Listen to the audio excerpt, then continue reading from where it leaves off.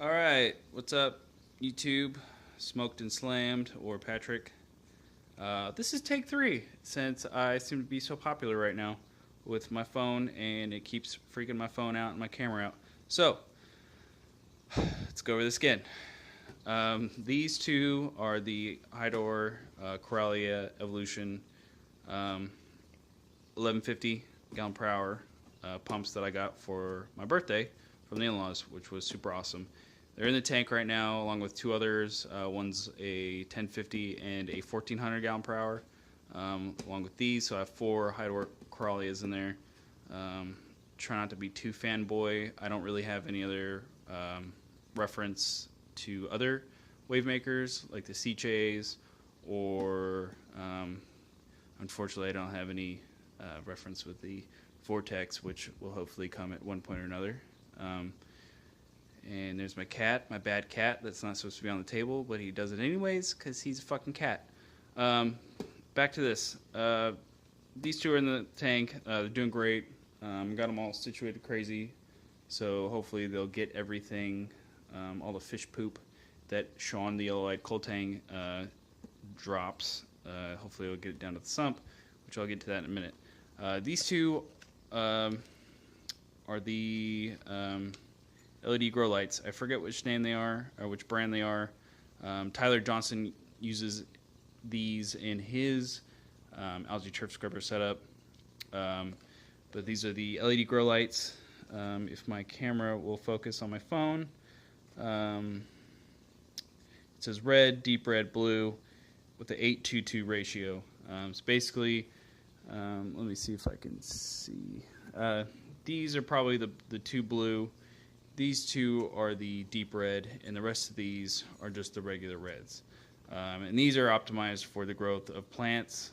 People use these in hydroponic setups, indoor grows, and stuff like that for not just algae, but other nefarious plants that have been deemed illegal by the government. But I digress.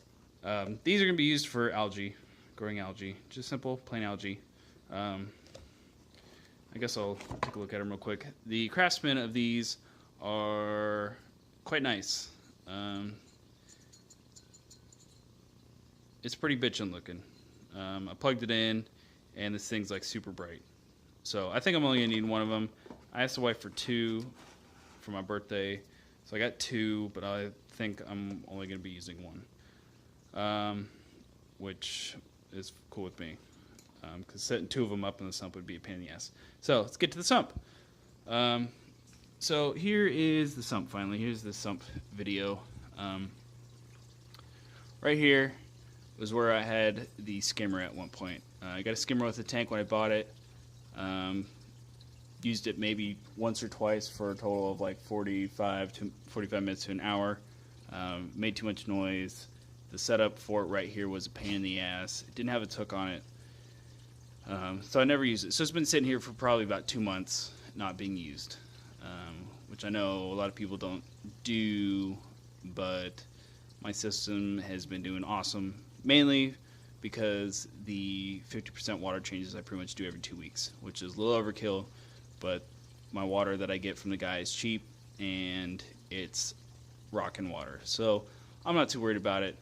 A new addition, or I guess a new thing in addition to the pumps and the light, is this was bare bottom at one point. This was bare bottom with my Finex 500 watt heater that absolutely never comes on, as well as this bag of rocks that I occasionally use to put frags on that either break off or my Kenyan tree decides to poop itself.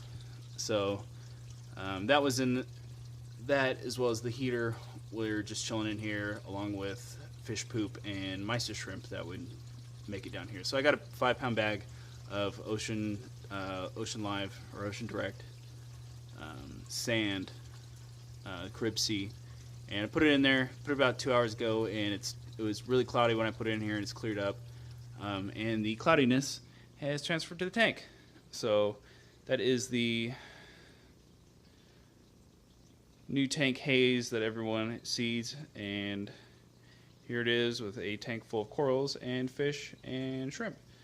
So it's definitely cleared up a bit since I've started the system back up. So I'm not too worried about it. Back to the sump. So drain goes in there. This whole compartment's pretty clean. Right there with the red light is the Santa Monica hang on glass upflow algae scrubber. Not too impressed with it, so I'm going to set up a regular just waterfall skimmer. And what I plan on doing with this area is using this egg crate right here. It's going to go in there, cut it to fit. It'll fit in this whole section right here. And I'm going to take these guys, which are 3/4 inch couplers, and I'm going to zip tie them to the corners and one in the middle. And then I'm going to take live rock that I've had for a while that is under the skimmer that has been cleaned and stored outside because I have no room in this apartment.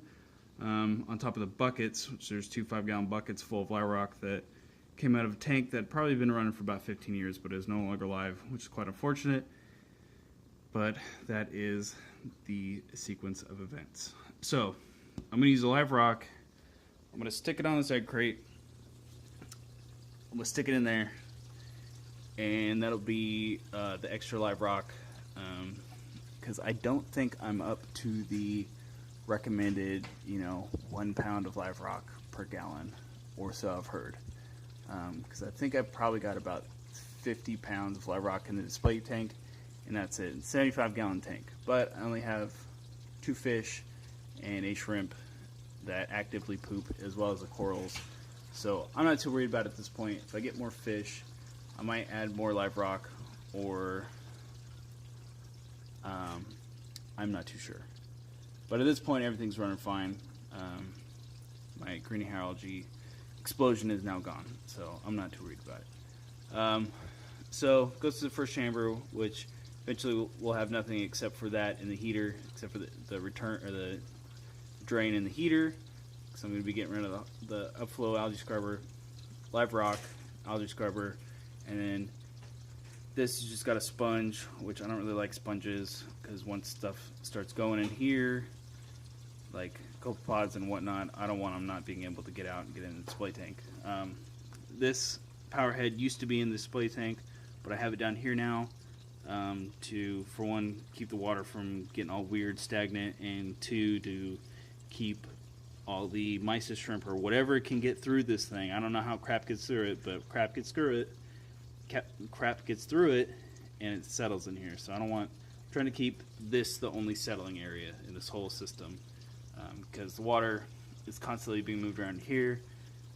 Water passes through here, and this should be constantly moving. So I really want this to be the only area that stuff settles, and that's why I got the Ocean Direct Live Sand, which I'm hoping will do what I'm thinking it's going to do, and eventually stuff will start eating stuff that falls on top of this stuff. And then that's the return. It's a real pump. I don't like it. Came with the system, but my other pumps that I have are way too big to fit in this. I got a Quiet One 4000, and it's probably like this big. It doesn't fit in there. So I'm thinking about drilling this externally at one point, for one, to have more room in here to put stuff. And here's our new kitten that is oh so curious about my fish tank whenever I'm near it and wants to get in everything. Her name's Tuna. I got to name her. So yes, she's quite adorable. So that's pretty much the setup of the sump. Wires everywhere. I try to keep it as neat as possible, but as you can see, it's quite the fucking challenge. I never realized how insane it was. Not using this for anything. This was supposed to be for the auto top off, which is this, which is being filled right now with that, which these need to be changed, but that is part of the process. So that's auto top off, goes there. I do have a Reef Keeper Elite. This guy, haven't mounted the doors, so I haven't mounted this guy, so he's just been floating around, which is, I guess, the best I can do right now. Procrastination and laziness, I guess. And that's hooked into my Reef Keeper system that is basically keeping this thing afloat. So Reef Keeper, I've got 4 PC4s. I've got this one right here, got this one right here, and that one over there. This one's got my return pump as well as the auto top off. This one right here has got the 4 high doors. This is my lights, 2 metal halides and the 2 T5s, which I still have to change out the ballast on them. And then this is my heater and the algae turf scrubber setup, which those 2 will be gone and replaced with that pump. Or I got a pump down here, the high door crawly red, or the Marineland pump, and then the Par 38. That box is my auto top off. It's the Vast Marine. It's being hidden behind this. It worked pretty good. Works pretty good. When I first set it up, it was a pain in the ass, and I didn't trust it. So for about a month, I was pretty much just plugging that in and letting it do its thing. And that's about my system. So yeah, see you later.